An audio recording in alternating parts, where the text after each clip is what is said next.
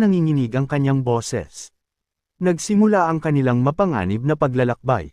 Pataas sila ng pataas, iniiwan ang pamilyar na kadiliman ng kapatagan. Ang hangin ay naging manipis at napakalamig. Kinailangan nilang akyatan ng matatarik na bangin gamit lamang ang kanilang mga kamay.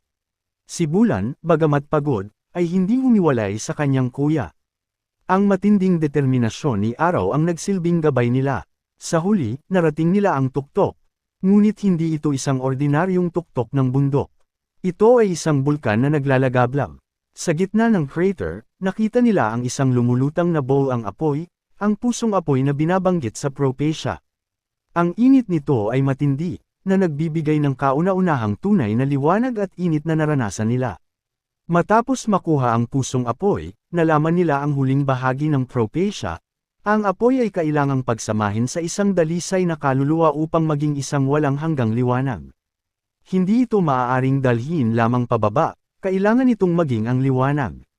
Naintindihan ito ng magkapatid. Ako ang kuya, ako ang dapat mag-alay, sabi ni Araw, habang tinitingnan ang apoy na nakuha nila. Ngunit kailangan ko ang tulong mo, Bulan, upang gabayan ang aking